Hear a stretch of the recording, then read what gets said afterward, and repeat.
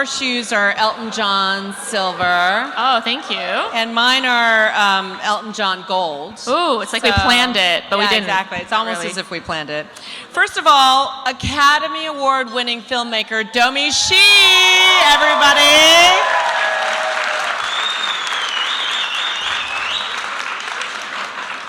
I'm going to try not to fangirl tonight. But I will say, I told her this in private, but I want to share this with the audience. How many of you seen the 7-minute brilliant short film, the Academy Award-winning Bao? Right? It was shown in conjunction with Incredibles 2, and my 22-year-old son, when I told him that I was going to sit on stage with you tonight, yesterday he said to me, "You know, Amma, I cried." Good. When I saw that movie.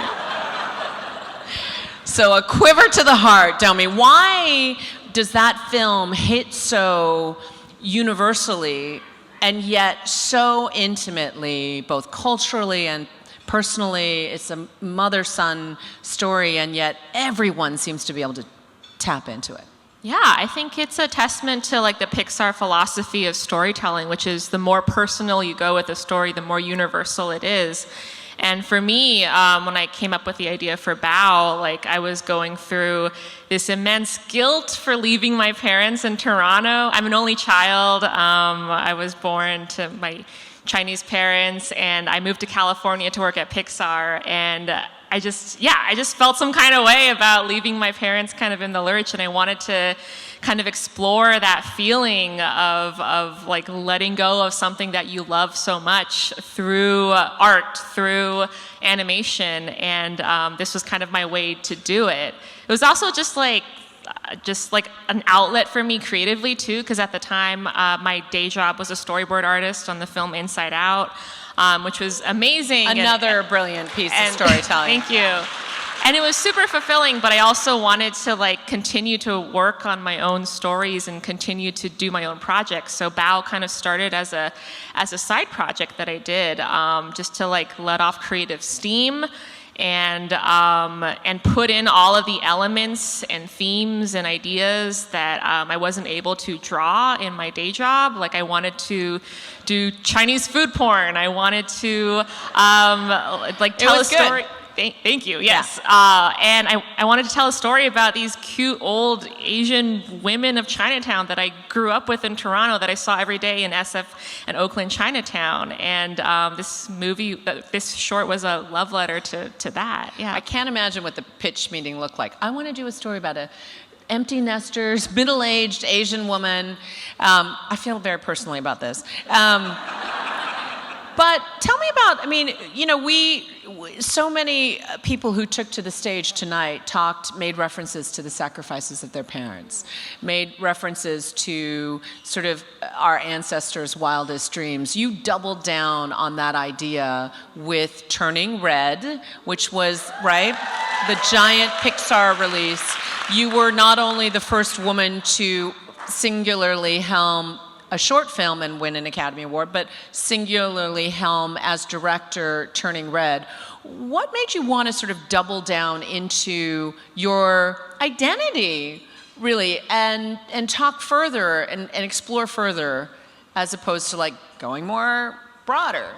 Yeah, I think it was because growing up, and I'm sure a lot of people in this room felt the same way, like you were almost like encouraged to assimilate, to fit in, to kind of like push down the parts of you that were different, like your heritage and your family culture. And I think like only when I was able to, only when I became an adult was I finally able to see like just how rich and amazing like Chinese culture is and my background is. And you know, like I was always that kid that was like, why don't I get Lunchables for lunch instead of the homemade meals that my mom would pack? But now I like really want to kind of like lean into all the stuff that I like pushed aside as a kid. And I think it's interesting to global audiences, especially Western audiences who aren't familiar with this world.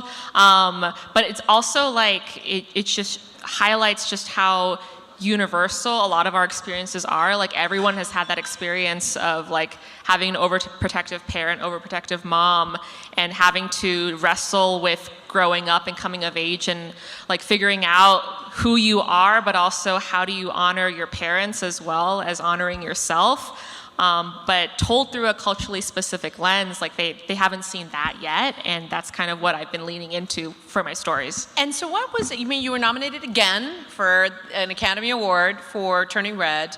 What was it like in this season of Everything Everywhere, where Asians in Hollywood were representing left and right, right?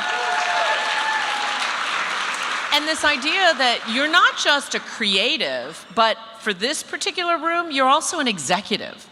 And you're a leader. How do you do that in a world where, you know, not many managers look like you?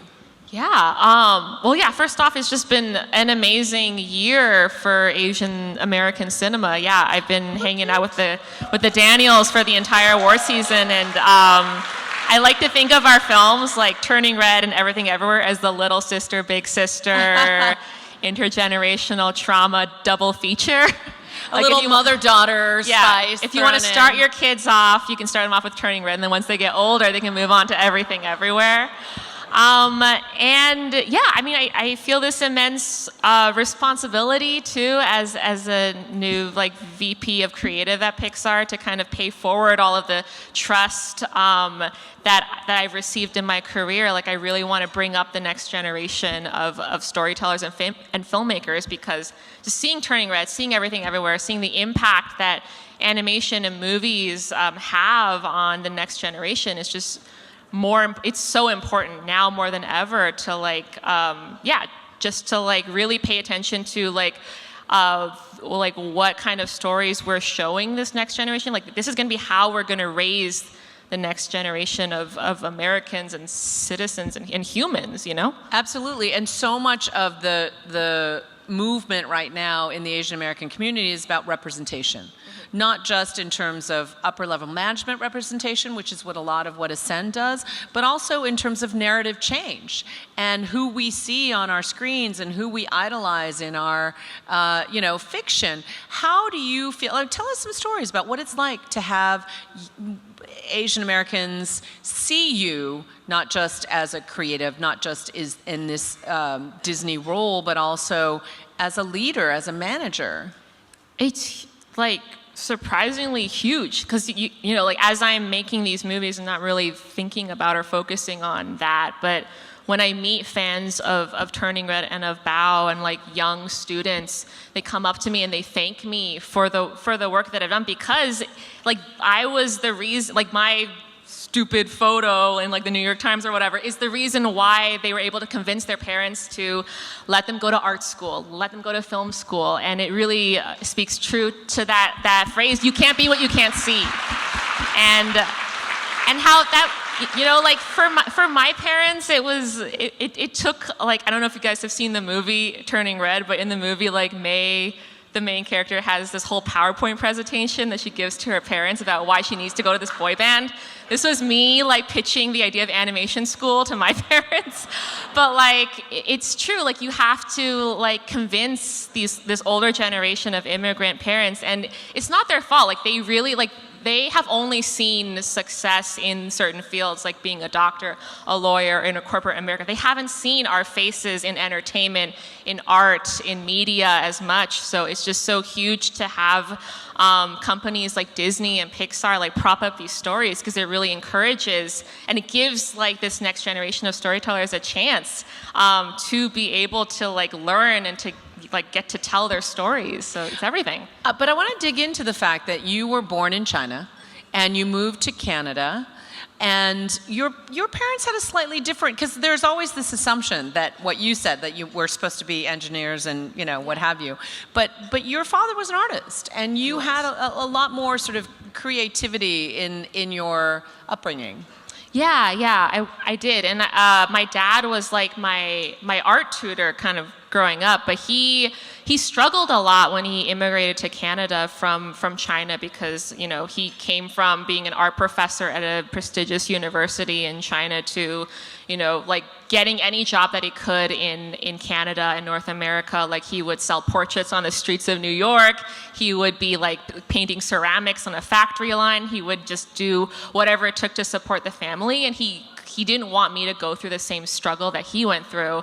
At some point too, like me and my parents were like tried to reach a happy medium where they were like, do you want to be like a medical illustrator?